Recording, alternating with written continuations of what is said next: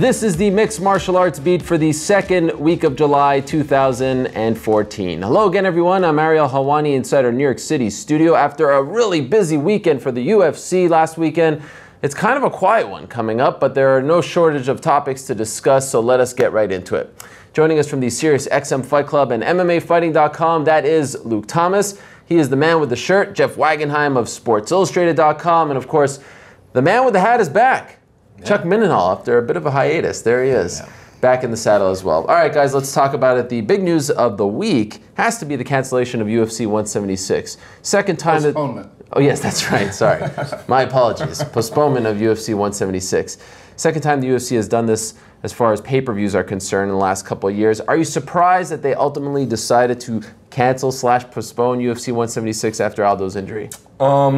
I thought that there might be a chance it would go to Fox Sports 1. I didn't look at the calendar, the sports calendar, which would ultimately be the final arbiter of whether they could do it or not. And I figured even if Fox Sports 2 was open, they wouldn't go there, and they certainly wouldn't put it on Fight Pass. I just don't think that made a lot of sense for the quality of, I mean, it would be a good advertisement for Fight Pass, but probably a very expensive endeavor for them. So better to just sort of eat what costs they have up front, refund the tickets, and move on. It's sort of interesting to me about what's happened in the fallout, though, because I think most fans would agree, and this would make sense no matter how many shows you ran. If you cancel a show and you move all the other fights over to other shows, they're probably going to be better unless the fights are garbage no matter what. But that's not the case here.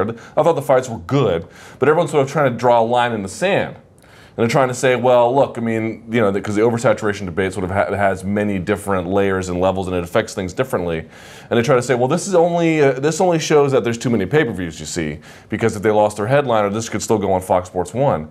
But the reality of the oversaturation thing is that it's true that it had a unique effect on pay-per-view, and that this card could be translatable to Fox Sports 1. But it's simply not true that it only affects pay-per-view. It does have an exaggerated effect, because it's really, besides Fight Pass, in a more dramatic way, the only content behind a paywall. But I think what you're noticing is that it's easy to take away a headliner and put it on free TV, but I think it just shows you that the UFC has a star power problem. They have plenty of good fighters, but even for television, it's not clear to me that these guys, like Jacare versus Mousasi, I'm not sure that's going to be gangbusters in and of itself as a Fox Sports 1 headliner, even though those are credible fighters. It's just sort of interesting to see how people sort of parse and identify how oversaturation affects all the different kinds of UFC cards. I do agree that there's an oversaturation debate that can take place, but I think that this is really a pay-per-view problem right now. I really believe it is. The UFC having, 13 pay-per-views for 2014 and now 12. I think if they were to bring it down a little bit more, and I think we're already learning, you know, by what's happened since they've dispersed some of these fights and strengthened other cards.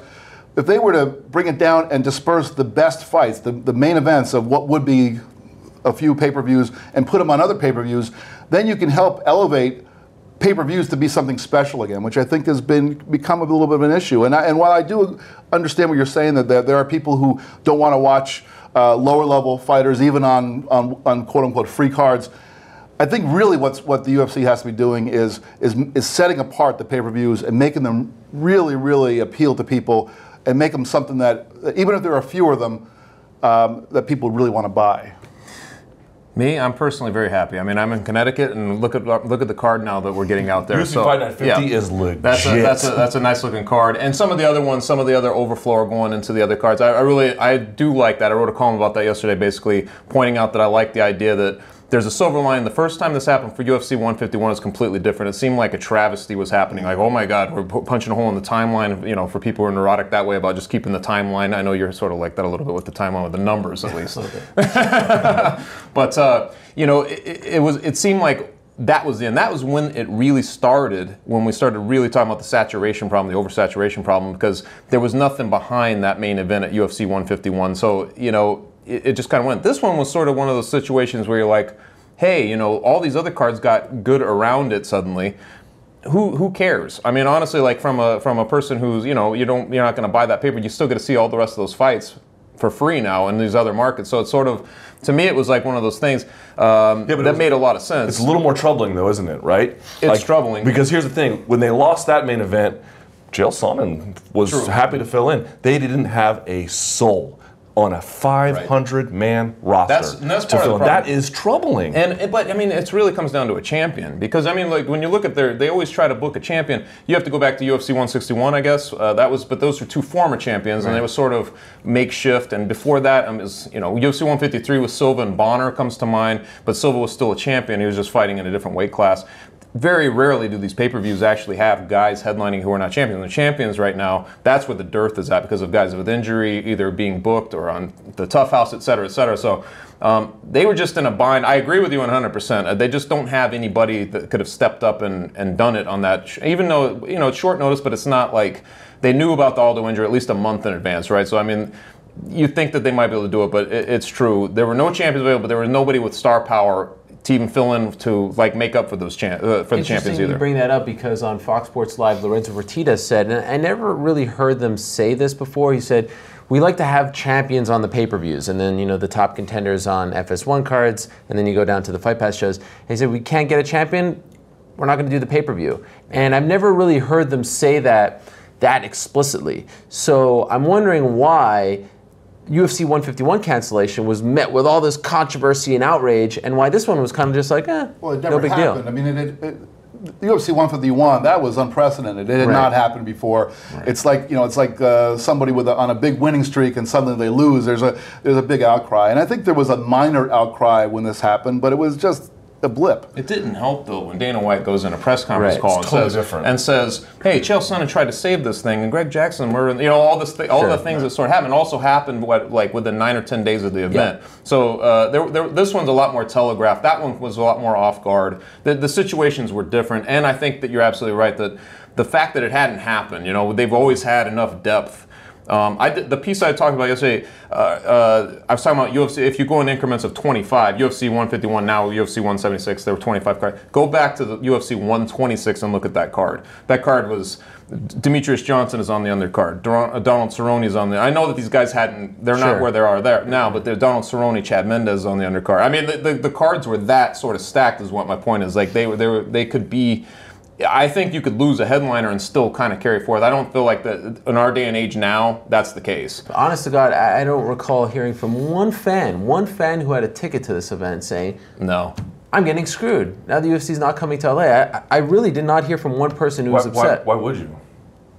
What do you mean? I hear from people complaining all the time, like, "Oh, the UFC's screwing me here. I'm screwing." Like, no, if you bought a ticket, right, and you're planning a vacation going to UFC 176, and then the UFC pulls the plug on the event, So either it leads me to believe that ticket sales weren't going all that well. Did you see what Dave Meltzer reported? That the gate currently, at the time of the cancellation, was roughly 800K, which he characterized. And I mean, if you want to take issue with the report, I don't. I think Dave's reports are almost always pretty damn accurate.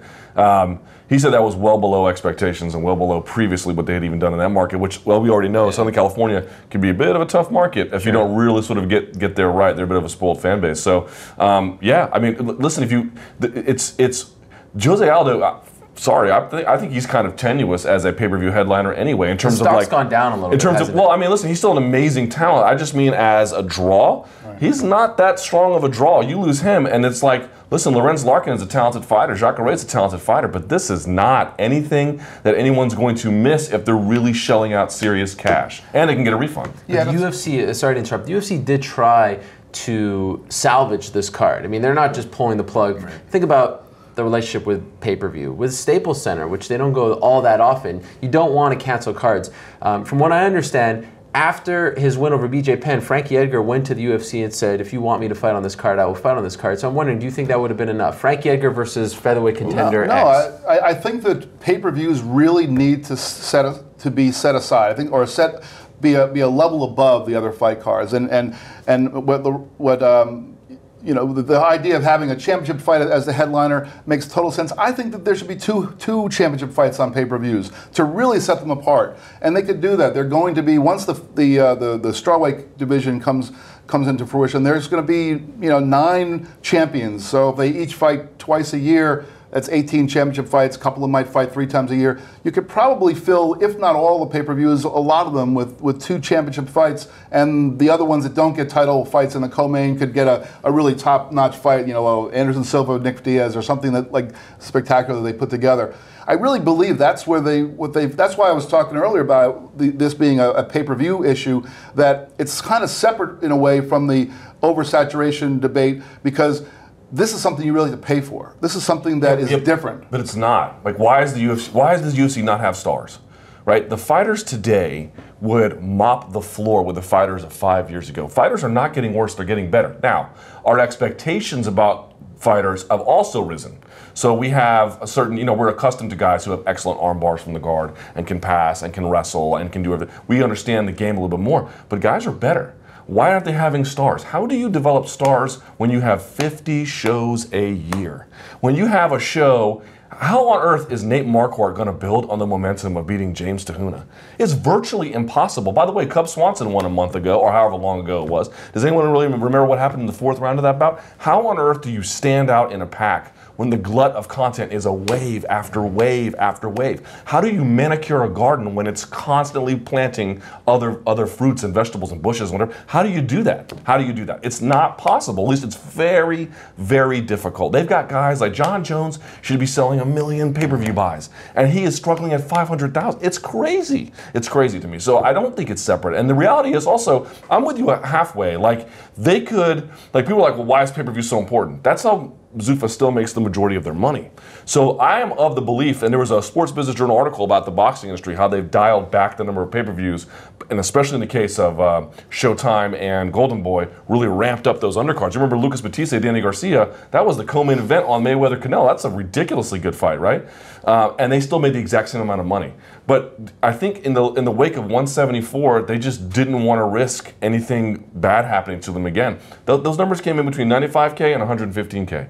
Dude, that is that is kind of unbelievable. Well, Dana White says that he loves listening to this kind of talk because... Well, not this kind of talk. Well, no, he loves it because we don't know what we're talking about. Right. They know. We never do. He said that, as recently as Saturday night. So I don't hear anyone the general consensus seems to be, the sentiment that you're throwing out there. So is it possible that we don't know what we're talking about? Is it possible that they know and they're sitting back laughing at us? No, you don't think so? Because he says it with such conviction. Well, we don't know the plan that they have. They have ideas about how things are going to progress that we're not privy to, but we certainly have opinions about what works and how things can build in a certain way. It may not be the same ideas that they have, but we know as much as they do in terms of how you get from point A to point B. It's a pay-per-view. The pay-per-view company is North America based, correct? Like mostly, like we're talking about North America. Almost exclusively, yes. When you're talking about that and those pay-per-view numbers start coming in at that low, that's alarming. I know that he actually addressed, Dana White addressed at the scrum that we didn't know what we were talking about in terms of, it's a global thing now. The North, some people talking about North America and it's dying. Well, to me, those are indicators that North America either is now picking its shots with them, or it's becoming to the point where you can not care enough to watch every event, and that should be a little bit alarming to them. It surprises me. Well, it surprises me that I feel like they're going to give you. They're going to go forward what they want to do, and they're going to say, "Damn the rest of you." But to me, those are telling things. Like when people start to lose interest, I've known plenty of people, plenty of friends who were 5 years ago. If you talked to them 5 years ago, they could name a lot of fighters. They paid attention to the fights. They knew what was going on. These days, they don't know. Like I could talk to those same people, and they're casual type fans, but they don't know. They may know a couple names, but they don't know what's going on. The entry points are so much less now. Well, it's so harder to, so many events, so much harder to find that latch on. Like Chuck Liddell back in the day, you knew Chuck Liddell. Everybody knew Chuck Liddell, who was going to fight. It was a big entry point for fans to come in. Who is that person right now? Steven Espinosa did a recent interview for Sports Illustrated. I don't know if you did it or not, but oh no, okay. It was a good interview. I knew it wasn't good. And he was talking about how he purposely dialed back to make sure that there was a quality issue. Like Listen, I'm sure I'm wrong about half the things I say. I'm sure we all are wrong about half the things we say. We're operating. Well, speak for yourself. Yeah, okay. Well, It could be. Listen. All I can do is work with be honest about the information that we have. That's all I can do. But it's not like we're aliens from another planet. We're consumers. We're in this business because we started out as fans. There wasn't a media until fans decided to become media and convince the other people to give us money to do this. That's how this works. And we're not just even just anecdotal evidence tells you people will pick and choose. I mean, how many people do you know that are like, nah, I'll skip it, who are casual fans? That's not even up for debate. But there's larger data to prove that too. 100,000 pay-per-view buys for 174 or whatever it was, 115, let's say best case scenario, is unthinkable in 2008. You would laugh at it. It's not up for debate. It's a real problem, and it doesn't just affect pay-per-view. In 2008, you had, I don't know how many, but I know in 2010 there were only, I think, nine fight cards that were not pay-per-views. And so I imagine in 2008 there were probably either that many or fewer. Yeah. So you had very few options to, if you wanted to watch MMA or you wanted to watch UFC, you were going to pay, probably. Or you had these other cards and now we have a lot of options. And so yeah, that brings us back to that oversaturation thing. But I think that the one place where we are much more like the diehard hardcore fans because we're following this stuff all the time. But there's a whole other universe of people who like you were talking about, people that don't buy into every single thing, and they're maybe a little bit less tuned into which of the fight cards they should go for. They're not going to put down the $55 to watch it unless there's 2 title fights and they're really heard of those guys. Maybe they tune into some FS1 show and they don't even know who the fighters are, and they might be entertained, they might not. So I think the fan base, because of the growth of the sport, has expanded beyond the people like us. I mean, it's expanded way beyond the people like us. People in New Zealand are dying. They're starving for these events. Another interesting revelation that he made during that scrum on Saturday night was that he's okay with fans picking and choosing. And I think a few years ago, Dana White would have never said that because that's a slippery slope. Once you start getting in the habit of picking, before it used to be UFC, I'm in, I'm watching, where do we watch? And then we'll find out later who's fighting on the card. Now it's like, well, who's fighting on the card? Should I really devote, all this time to on my Saturday night to watching these fights? So I think it's it used to depend on the caliber. If you said UFC, you knew you were watching the absolute best in the world. These days, you don't know what you're getting that. I mean, we've talked about this before too on the undercard. There's a lot of guys getting their basically an audition in the UFC to see what they can do. A lot of guys coming through the tough system are not. They're not level. But I'm sure you guys have UFC been with fighters. friends and said, "Oh, you want to come over and watch UFC?" Maybe a few years ago, and they didn't really know, but they knew what they were getting with the UFC. And now it's like, all right, you kind of have to sell them on, oh, well, this guy's fighting, this guy's fighting. Right. Now, an interesting byproduct of the cancellation of UFC 176 has been, this Connecticut card and the other cards in August, which all of a sudden get a little better, right? And so let's talk about Connecticut, because it's not just getting a little better because of 176. It's on the same night as a Bellator show, a Bellator show that's just 10 miles away.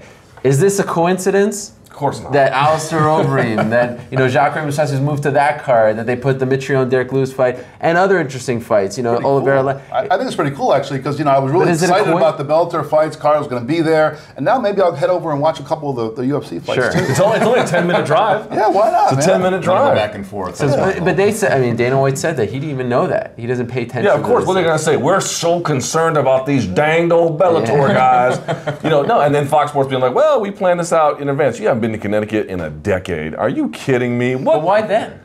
Oh, because it's the season opener of Bellator. You think they specifically, or how about this? They found out later, the stars align, and that once they found out that they're on the same night, okay, now we have to kick their ass. But do you think they actually targeted that date to go head-to-head with them? No, I think it was the former, what you said. I think once they found out that Bellator was doing their season opener, because Bellator will also stack their season to the extent that they can. They're also going to, and they're going to put Kimbo Slice if they can. God, it's hilarious. They're going to try and stack what they can to really kick off the season, get a lot of buzz. Now, they're not in the season model anymore, but they're at least stuck with that date because they have a strong relationship with Mohegan Sun. But dude, how naive do you have to be to think this is coincidence?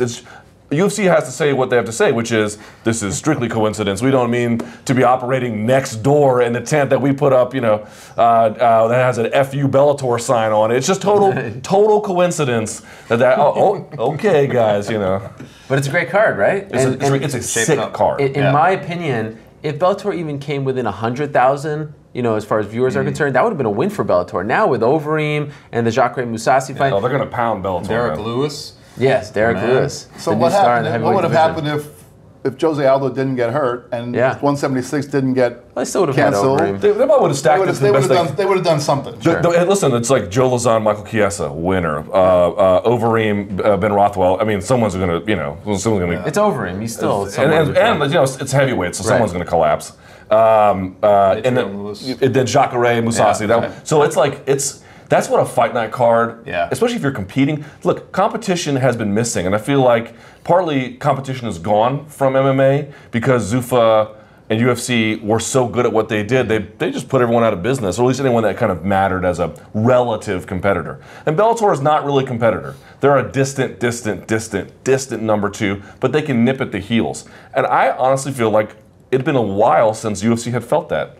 The UFC excels at being good competitors. With the cancellation of this card, it actually as like a catalyst that seems to have energized those competitive juices. And you know who wins? Us. Yeah. That's who's supposed to win. Everyone's like, well, I don't mind if the UFC puts on one good fight and puts a bunch of other fights on there because it makes sense for their bit. Why are you taking the business side? Take the you're a consumer. Take the consumer side. I want high quality fights, and if that's irrational, that's okay because I'm a consumer, at least in part when I'm behind watching a TV. And they did it. That card is, and we'll see what Bellator can do. They're probably going to pull out a few. Scott Coker's got a few rabbits in the hat too. But this is what it should feel like. It should feel like HBO and Showtime and top-ranking Golden Boy fighting over consumers a little bit. Everyone wins. It's like the old WWF, WCW days. Tell us about that, Luke. Monday Night Wars. I can't tell you much about that. Sure you can't. I grew up in Georgia at the time, though.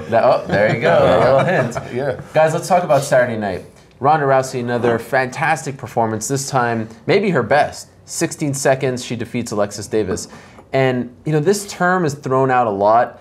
But I really think it applies to Ronda now. I think that she is the Mike Tyson of MMA. And the reason I say that is, I don't think if you buy a Ronda Rousey pay-per-view and it ends in 16 seconds, you feel like you are cheated. I feel like you're actually buying the pay-per-view to see her finish her opponents in 16 seconds, like Mike Tyson. There are other fights where you're like, that just lasted 2 minutes. I feel like I was kind of cheated. But with Ronda, I feel like people are hoping and wishing that when they buy these pay-per-views, it's going to end quickly. That to me is what Mike Tyson was all about, right? Well, is this a fair label to put on her? With Mike Tyson, that was the expectation because that's what happened all the time. With Ronda Rousey, that's the expectation because that's what happens all the time. If you're a consumer, do you feel cheated when it ends in 60 seconds? I feel like we just saw something spectacular. Because it's not like a fight that you were expecting to be a back and forth brawl. Would have been a nice surprise though, right? It would have been, but we've Ronda's finished her opponents in a minute and I think 7 out of 10 fights or something like that.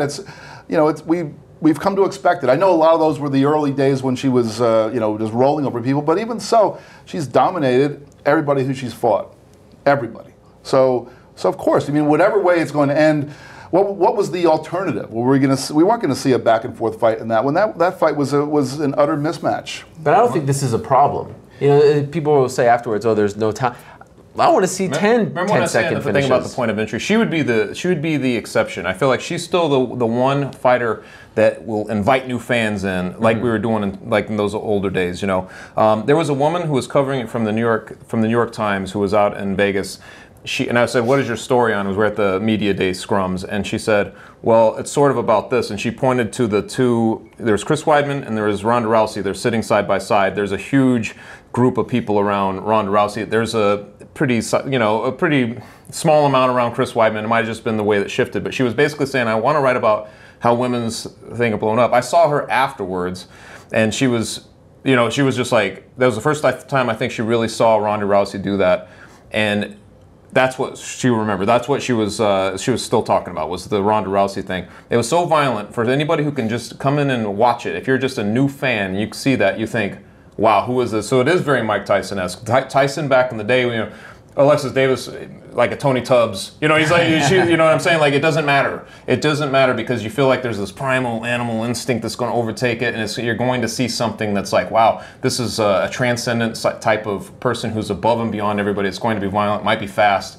But that's an allure, and so I get the Mike Tyson thing, and I think that too. I used to say the Royce Gracie. I feel like she's sort of a combination now of those two, you know. But violent in an artistic way. It's not like Frankie Edgar beating up BJ Penn for 3 rounds and just being, you know, she goes out there and pulls off these amazing moves. You know, she finishes with an armbar. Someone's tapping out. I know there was, well, at least Machida. Maybe I'm not sure if anybody else suffered a significant injury from it. But generally, she could just subdue somebody and then they're finished. And she does it. Even in this fight, she throws Davis in this sort of poetic, you know, just whirling way down to the mat, and then a few punches and it's over. It wasn't this kind of you know, 10-minute bludgeoning, that bloody and all this kind of stuff that is going to drive away the more casual, curious people. It's just something that I don't think you had to be an MMA fan to appreciate the athleticism and the artistry that she puts out there. So while in a way, as an MMA guy, I'm thinking, well, you know, this is sort of a bummer. There's nobody there that can compete with her. I think you're right that she has transcended that. I don't know, you know, I feel like Mike Tyson had rivals a little bit, even before he fell off. She's still pretty young in her career. Sure, yeah, no, of course, she's 27, she's in the prime. I mean, think about how many fights Tyson had to go through to get to those rivals. He also beat a couple names along the way, though. Right. You know, that's the other problem. It's like, I'm with you. My initial reaction was like, damn, who doesn't love that, you know? And in a way, she's like not only the Mike Tyson of MMA, she's like another Lyoto Machida. Like, Carl Parisian had good use of judo, but even he couldn't lord his judo over his rivals in the way that she can. There's something new there with that, you know? She's also just a much better athlete than all of her peers, too, which is a bit of a problem. But so I was talking to a casual fan because actually, despite all the oversaturation talk and everyone thinks I'm Debbie Downer, I don't think the appetite for big fights will ever go away, you know? And this was a big fight, both the main and co-main event. And a casual friend of mine said, like, that was cool, you know? Obviously, Ronda's a beast. But this is the literal question he asked me. I hadn't even thought of it this way, actually. He goes, is she just going to keep fighting a bunch of nameless faces? And I was like, ugh, that's a problem. And then the question was, so who does she fight next? Like, I think they like the show. I think they like the acrobatics. I don't dispute any of that. But I do wonder, maybe I'm wrong, but I do wonder if there's a portion of the casual fan base that's like, so is there anybody good she can fight? You know, is there anybody that we can like, ooh, like, let me borrow the Facebook language, let me lean in. And I think that's where the UFC's at now. They could probably get by giving somebody who she'll just trash. But at some point, I think the fans are going to be like, okay, this is cool, but we can raise it even higher. Has anybody bothered to ask Dana White about Cyborg? Yeah, that's what I was going to ask. Yeah. I think she seemed like she was. Everyone's been kind of mum about it, you know. Well, he you know, he seems to be warming up. You know, correct me if I'm wrong, but No, when he asked that be, question on Saturday night, do any of you not want to see her in there? No one raised their hand. Do any of you? No, one guy did. One guy did? What a Debbie Downer. Kevin Ione? Did he really? I think so. He did? So, yeah. Really? I don't remember that. Yeah, We'll have one to go guy back did. to He the said show. he would remember. Those damned Kevins. Yeah, but Cyborg would be the one, right? Yeah, it has to be. But you know what? I'm actually on Dana White's side on that one. Everyone's like, why doesn't he make the Cyborg fighter? He's just trying to protect Ronda. I'm like, protect Ronda from who? Right. Like, you have to protect everyone else from Ronda. Are you kidding me? He's not protecting And perception is now swung that way too for even Cyborg. I believe, you know, now it's literally Cyborg would have to come and, you know, it would not seem like it was a couple years ago. No, You're not like, at all. oh, why would they feed Ronda Rousey? But Dana, it's the other way now. But Dana has a point. It's not just like, everyone's like, well, what about all the PED users on the men's side? It's not the same, man. We keep talking about the New York Times was there to go see Ronda Rousey. The deep recesses of America and in the media that Ronda reaches into, and the way in which we inspect female athletes because we do, and the way in which Cyborg looks, and given her history, you know, she has this bodybuilder kind of look, and she has popped for steroids in the past. The amount of inspection the brand would have to go through, talk about the media doing their due diligence on them that they may do it for Vitor Belfort. Well, you've done it, we've all done it. But I feel like you bring in a woman who has that kind of situation and background, the UFC brand's going to get put through the ringer a little bit. They want to make sure that they do it. I don't think they have a choice in the end, but I am 100% in agreement with Dana White that they have to do it very carefully. And that could be their face. That could turn into their face Yeah. of the women's division if she. But hopefully careful. they'll do the same kind of drug testing that they've done in the last few months. And I don't think you can compare it to the Vitor Belfort situation because Vitor failed the drug test a few years back. And then we knew he was on testosterone and he was fighting in places where it was a little bit skeptical skeptical of, what was actually going on there. There were so many warning signs, and we never said, like, Dana likes to say that, oh, the media wanted this, the media's happy that Vitor's out. That's not what we were saying. We just wanted everyone to play by the same rules and it all be fair. So if they could bring in Cyborg and she's drug tested and passes those tests, let's not forget, she has fought since she failed the drug test. Now, who knows what's going on in Kansas City when she's fighting for Invicta, but she has still fought and she's only failed one drug test. If we're saying that if you fail one and you're done, then I'd hope that everyone else in the UFC, has to play by those rules. But we're not saying that. No one's saying that one drug test leads to a banishment from the sport. You bring her in and you test her and she makes it, then yeah, that's the biggest fight. Like, you can't say that Vitor was okay, because he's being tested and we're trying to take him down, and Cyborg, because she failed one a few years back, is the reason why she can't be in the UFC. It just seems, it doesn't seem like it's vibing with each other. I mean, one does not equal the other. Well, especially now, because now that they're doing the random testing, which takes it up a whole other level. Yeah. So, That would be okay. I realize the UFC, again, looking at it from the business side of it, which rather than their risk is that they try to get this fight, they're promoting this fight, and then she pops for something. But looking at it from her side of it, looking at it from the side of Cyborg, now that there's going to be random testing, so you don't just have to be clean on fight night. You have to be clean the whole way through, and I think that she, as well as all the other fighters on and off the UFC's roster, are going to have to know that this is the new reality of the sport, and so this is a perfect time to bring her aboard. Now, for Cyborg Justino, I think that this is the perfect time to be fighting Rousey. Was about 2 years ago when Ronda was basically a judoka.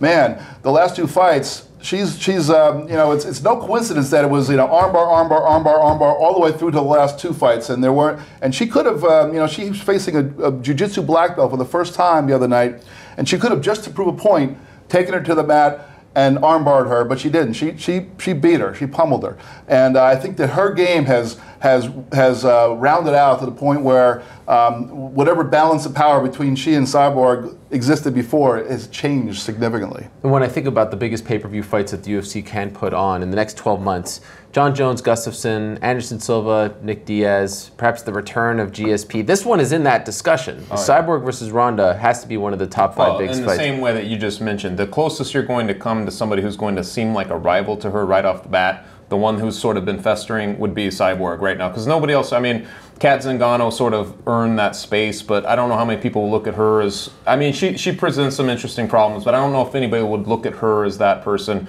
Gina Carano has been out of the game for a long time, even though she's got a name, that's not the person. Holly Holm is still, too green. Those you get what I'm saying. Like, Cyborg's really the only one right now that's sort of festering in the distance that has that sort of appeal that he was talking about. And if you're canceling pay-per-views, why would you not sign Cyborg? Again, you have to do it carefully. And I agree, like, the reasons where you let in Vitor, you have to eventually let in Cyborg, provided she passes these screens that you set up in place. But I don't think they're equivalent situations, fair or unfair. I don't think the media will scrutinize Vitor Belfort in the same way they will scrutinize Cyborg versus Rousey.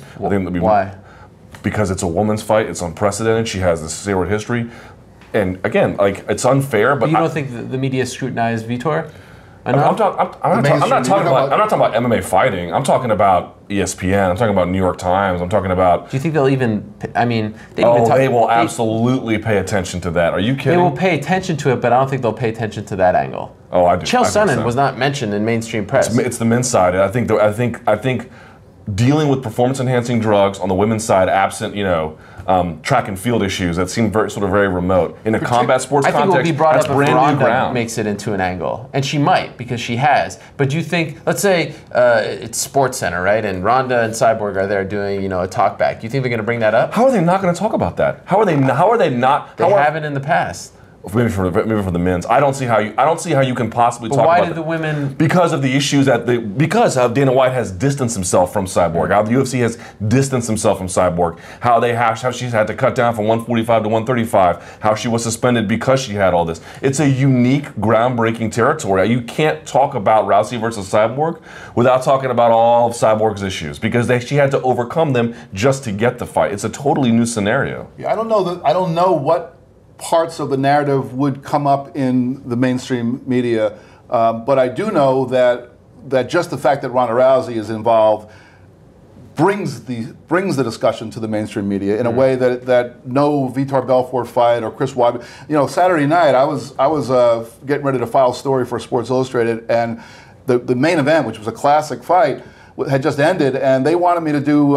They said, "Well, you're going to write 2 stories," and I said, "No, I'm going to write 1 story." They said, "Well, just write a Ronda Rousey story tonight," because they wanted to get Ronda Rousey's story up right away, even though that was the co-main, because she is, you know, in terms of the mainstream appeal, she's the one that's gonna push, you know, push the buttons. And you know, the next day I got to do something that they're reacting to the main event, but that was the priority. And that's, I think, something that you can translate to a lot of more mainstream. Look at, you know, New York Times sent someone out, you know, just to see Ronda Rousey. I know someone else who was a freelance writer. I'm not even sure who she was covering for, but she doesn't normally cover the sport, and it was because of Rousey. Let's talk about Chris Weidman. That fight was great, one of the best of the year. I think everyone agrees with that. Is that one of those fights where both guys' stocks were raised? Because for Machida, he's never really been in a fight like that. When did you ever see Machida with cuts on his face, bloodied? And Weidman showed a lot. I think a lot of his doubters are starting to come around. Would you agree that that's one of those unique fights? I think that there was a little bit of a thing with Chris Weidman where we thought he might be dialed into Anderson Silva. Like we sort of knew that even before they fought the first time. He's a wrestler who has good jiu-jitsu. If it goes to the ground, he's not going to get caught like Chael Sonnen, but he knew the blueprint. We were thinking in these ways, you know, of how he could possibly beat Anderson Silva. Well, he did it, and he did it on the feet. That opened up a dimension. But by the time they fought again, it was more, you know, it was more evenly on the odds. But the bottom line is, we thought that he could have Anderson Silva number. With Lyoto Machida, I don't think that people really knew. I felt like most people we were talking to were like, "Oh, it's 50-50." I have no idea, because Lyoto Machida is happy to sort of outpoint you. He's sort of, you know, he's a counter puncher. He's more reactionary. It was like, you know, he knows how to handle space very well. He knows how to keep the fight standing in a lot of situations. He's fared well against certain wrestlers. So there was a lot of things. Well, Chris Weidman still went in there and pretty much, I thought, pretty dominant in those first 3 rounds. He was really, you know, it seemed like that's the way it was going to cruise all the way through. But then it starts to change, and every time the fight loses, it establishes a certainty like that, and then changes, and it loses the certainty, it becomes something else. It becomes very compelling. So Lyoto Machida actually showed very well in the end, because he started to come back. He started bringing the fight. It was like he realized he had to. There was a bigger sense of urgency. There was an end of the round where he kind of caught him once, and it looked like he kind of staggered to the corner. The very end of the fight when he was like throwing everything in, and Weidman was nice like to see Lyoto fight like that. It was different. Yeah, all of that stuff I thought was really, really, really compelling. And obviously it leaves a little bit of like the game plan to Machida in the end. You know, should you have started earlier? If there was a black mark on him at all, you'd be like, well, maybe you should have started, you know, in the second round. You know what I'm saying? Like, started getting that going a little bit earlier. But ultimately, I thought both guys came out with their stocks raised on that one. Yeah, I thought after 3 rounds, I thought Machida looked like a 36-year-old guy that was maybe, you know, fading out of the sport. He certainly wasn't getting blitzed, but he wasn't providing much offense against Weidman. But then, when that, you know, that's what the beauty of the championship rounds. I mean, I love that term, championship rounds, and you know, in boxing and in MMA, because it's not just hyperbole. There's something about that, and it was the time when Machida showed that, yeah, I'm still a factor here, and I'm gonna and then Weidman really showed that he's a champion. It wasn't the first 3 rounds where he was pretty much leading the way. It was withstanding the best Machida could dish out and still give him that. I mean, I thought that little he could have easily at that point said, you know, Longo was telling him along the way, as far as I didn't get to see the telecast yet, but Longo was telling him along the way, hey, you got that round, He could have coasted a little bit, but he didn't. I mean, he was still putting himself in harm's way, and that always, I feel like, endears itself a little bit more to the fans. I don't know how it was on TV, but live, I know that place, every punch that Machida was throwing and landing, it was just getting louder and louder. So most important for the UFC is Chris Weidman a star now? Or does he still have some work to do? We'll see what these buys come back as, but I certainly think so. I mean, I don't. But maybe these buys won't be the telling number, right? Maybe it's the next one. Sure, and I think he's definitely in a develomental stage. I think that I think everyone after the first 2 Silva fights was like, okay, he's pretty good. After this last fight, it's like, we're bearing witness to a little bit of greatness here. How far he can push that, I think, is ultimately we'll figure it out. But this is the first time I hear even doubters being like, "Oh, he's going to walk over Vitor." I had never heard that on the internet. Well, whether it's true or not, I don't know. But listen, it's developmental, and his personality is always going to be, you just can't put him on TV and he's just not going to shine. John Jones has it in that way, at least on what was it, Michael and Kelly. Yeah. Chris Weidman's probably not that guy. I think it's Kelly and Michael. Whatever. He's in the Good Morning America now anyway? Or he's doing both? He's doing both, actually. God, and the NFL? God, he's getting paid. I want Michael Strahan money. But you sort of see my point. Like, I don't think he's quite that guy, and especially during fight week, he becomes a little bit more drawn in because that weight cut is pretty, which affected the whole fight, really. But I do think it is fair to say that this is a guy who they will certainly, I think the next two fights probably, they're going to be big attractions, and they're going to do really respectable buy rates. Yeah, especially if he gets, if in the next 3 years, if we're still talking about Chris Weidman as middleweight champion, he will have gone through, let's say, Vitor, if that fight happens, maybe Jacare, Luke Rockhold. I mean, it's a really impressive list of guys. More impressive than Anderson. If it's all, if it all works out that way, it will be more. He's the new Alex Stiebling. He's the new Brazilian killer. And the thing about Weidman is that, like, both technically and as a person, what you're seeing in his fights play out is that, we were 50-50 on him and Machida because it's like, I don't really know what's going to happen. You didn't know a lot about Chris Weidman. Those Silva fights were super weird. And Machida's one of these guys who's just really hard to figure out how the two are going to interact. And he really sort of revealed himself in a way, both ahead of the fight and in the fight, about who this guy really is. I'll tell you what, too. People must underestimate his reach because you see him in that stand-up game. He's catching guys just by that lunge. The thing he caught Anderson Silva with in that first fight, just sort of, it doesn't look like there's much behind it. Must carry some, because I saw him, he's not fast. And he's not that fast. Is superb. Yeah, sort of. Yeah, it's like it's timing and it's like this plodding forward. But he's able to land. It's like this lunging thing. I feel like that's sort of like this weird thing that he's starting to do, and it makes you see that his stand-up is a lot more complex than maybe we first were thinking when he was just a wrestler, and we've seen him over a course of time put that together. Yeah. Guys, we're running out of time, but we have to talk about BJ Penn. We could probably do a whole show on BJ Penn. And it's, did he fight this week? Yeah, it's kind of a bummer. I don't want he was in a fight. I don't want to relive that, but was that one of the more depressing fights you've ever seen as an MMA journalist or fan? Yeah, that was bad. Jesus, I mean, it was not even the same guy, right? It was really not even the same. It was a shell of himself, I've seen some pretty brutal beatings. This wasn't the most brutal beating I've seen, although it certainly was a bad one. But it was just like you could barely recognize BJ, from the weird stance. He just seemed not only does he seem like beaten because he had the big. BJ used to never cut. He had a monster gash. He used to have an amazing guard. He had a completely defensive guard. He used to have a great jab. He was the first one of the first MMA fighters to train with Freddie Roach. Right. And he had this weird stance. He seemed not only old, he just seemed completely out of touch with the game. The game they had a fling together, and it was hot while it lasted. But boy, it is no longer there, and that's fine, because his resume is set in stone. He's one of the all-time greats. He got me into the sport in many ways, and I will forever have just utmost respect for BJ Penn.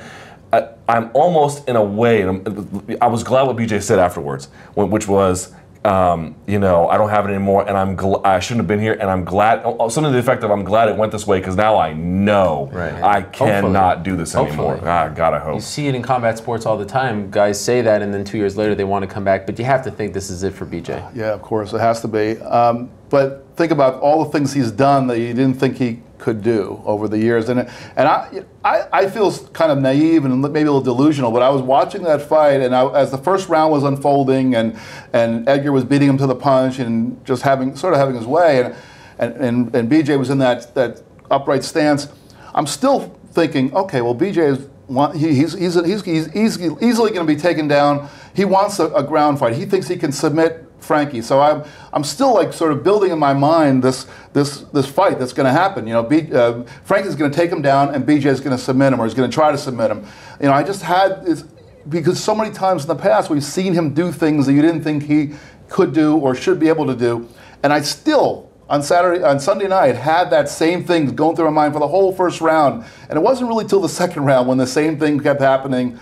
And he wasn't, and then I started realizing, geez, this thing that I was expecting to maybe unfold and surprise me and change just isn't going to change. And it just, I don't know, it was. So I didn't like start, moaning about it as seemed like the rest of the world did right from the start. It took me a while, and I think that I kind of attribute that to BJ Penn and all the magic he has pulled off over the years. I find it interesting that he was sort of on top of the world back in the, just not that long ago, where he had the 5-6. He came up and fought at UFC 94 against Georges St. Pierre, and it shows you just how steep and strange it gets, your decline when these things happen, because it's like, I was going through the scenario, like, what happens if Matt Veach had beat Frankie Edgar? Maybe there's never a Frankie Edgar to kind of derail, because literally that's where it all went haywire for him. He loses the first fight in a fight that was so close that most people thought, a lot of people thought that BJ Penn won the fight. I thought he won the fight the first time I watched it. The second one becomes more, it was like the wheels were coming off. Right. He gets the quick knockout of Matt Hughes, and it looks like you're thinking and he draws against Fitch, but then he's just incrementally worse, and it just shows you how quickly, mentally and physically, you can go down in the fight game. So for me, this is why the sport is regulated, not just because bad things can happen, but the same impulse that ultimately brought BJ to the cage on Sunday, this last Sunday, is the same one that propelled him to greatness. It's the same impulse that I can do this, and you train and steel your mind as a fighter. Do not give in to limits. Do not give in to fatigue. Do not give in to the naysayers. Do not give in to pressure. And that's what I can beat these guys. And that's what helped him beat Matt Hughes. The same impulse that helped him go, I'm going to go to welterweight. I'm going to choke out Matt Hughes at UFC 43, whatever it was. It was the same one that brought him to Sunday night. The problem is you have to protect these guys from themselves, because once you develop that self-belief and that style of self-belief, you brainwash yourself, literally. You have to protect them, because it will not go away very easily, as we've seen. Somewhat unfortunate for Frankie Edgar, getting no credit for a great win, but it really was all about BJ because of the way he looked, the way he fought. He looked very old, and I think it speaks to, A, how loyal his fans are, and B, what he did prior, that this is a guy who's retiring essentially with double-digit losses. And I don't think this BJ will be remembered. In a couple of years, we'll talk about the Matt Hughes fight. We'll talk about his run as lightweight champion. Like 16 and it's not that great. It's kind of like Randy Couture. It's exactly like Randy Couture, because he took on crazy challenges all the time. So this doesn't really affect, I think everyone's just going to erase this from their minds. One last thing before we go, guys. Next weekend, Wednesday, there's a fight in Atlantic City headlined by Donald Cerrone and Jim Miller. And then Saturday, in what I'm calling the People's Card, because the people have shown up in Dublin, or they will show up, and they've certainly bought their tickets. It's the return of Conor McGregor. Is there any doubt in anyone's mind, even though Cerrone and Miller are higher ranked, and there's some other interesting fights on that card, Edson Barbosa, Evan Dunham, that the Dublin card is a much more intriguing card just because of Conor? And Lisa Tebow, Pat Healy on that, I think, on that card as well. But no, Conor McGregor is the next big thing. This feels like a big deal, right? Conor McGregor, not in terms of talent, or maybe he will be, but we don't know this. Conor McGregor is the Conor McGregor, and you're going to laugh at me, but it's the truth. We don't know how good he is yet. We'll figure that out. But in terms of being the salesman of the lighter weight guys, he is the heir to BJ Penn's throne. That is a fact. Who sold the lighter weight guys first? Faber? Pulver? Yes and no, but they lived in BJ's shadow for a long time. In terms of pay-per-view sales, we'll see. BJ Penn was that guy. Conor McGregor is sort of like the next big phenomenon there. You're not buying it. Here you go, lecturing us earlier about approaching this as a fan, not as a business, and now you're talking about who's selling things. Who's not excited to see Conor McGregor? He said he's half right. You know what? If this was the debate club, then it's Conor McGregor all the way. But I want to see a fight, and Jim Miller's going to walk out to Credence, and I'm going to love watching that. And when he gets out there, the guy that's going to be something else. Oh, that's right. Yeah. So you're more excited. Way more. Way more. Wow. Cerrone and Miller. Racist. Cerrone and Miller. Come on. Conor McGregor in Dublin. Just okay. You know what? Just to walk out. The weigh-ins are going to. I'm not going to be in Dublin. If I could be in Dublin in the arena, that's going to be pretty electric. But I'm thinking like 98% of the people who are going to be consuming these two fight cards are going to be doing it on TV. And from that perspective, the fight that's going to be more exciting is going to be the return of the Conor McGregor show. In this scenario, is Diego Brandao threatening to stab? I don't know. Because in that scenario, I think you'll have like 50,000 Irishmen going. That Fight Pass card, the main card, 4 fights. The one for Cerrone Miller, 6 fights. Less work for me. And Gunnar Nelson returning. Come on. Zach comes. No, this guy is an Irish hater. I love the Irish. I'm part Irish. Come on. I'm with him though. To me, come on. To me, the return of he has at least in my opinion, got us excited about that division. You know, he's far. I'm not saying he's the #1 contender. I'm not saying he deserves to be. Not even close. But this is. It feels like an event, and you're all about the event. It feels like a big deal that they're fighting in Ireland. He's on my side. As far as the fight, like if you're talking about the fight, the whole thing, the whole package. It's not just that Conor McGregor has a big mouth, although he certainly has a big mouth. He is a totally unique character, and he knows that about himself, and he owns it completely. We'll see if he can fight, which will ultimately determine how far he can go. But if he can fight even half as good as he can talk, watch out. Not putting down. When McGregor fights a top 10 guy, I will be right there. I'm not saying he's good. I understand that. No, but I'm not saying he's bad. Right. I'm not saying it's rare to have a guy coming up that has this much intrigue that's that far away. You know, that he's really not in a conversation yet to be, you know, against Aldo or something. But he's incredibly rare. So everybody talks about him, and it's nice to have a guy that has that much intrigue. The ability to stand out in the oversaturation era is incredible. Yeah. Now he can do it this easily is a testament to his ability to self-promote. All right, guys. Well, that does it for us. A busy weekend ahead for the UFC. A busy week for the UFC with a card on Wednesday and Saturday. So that means no MMA Beat next week. We'll be in Ireland for the the Conor. Well, I mean, as a collective, you guys will be in Atlantic City. Atlantic City. It'll be fun, not as fun as Ireland. I'll be thinking about you guys. It'll be great. As always, we want to hear from all of you. Let us know in the comment section below what you thought about anything we discussed on this week's episode of the MMA Beat. We're back in 2 weeks. We will miss you very much, but we appreciate you watching the show as always. For Luke, Jeff, Chuck, I'm Ariel. Thank you so much for watching. We'll see you next time.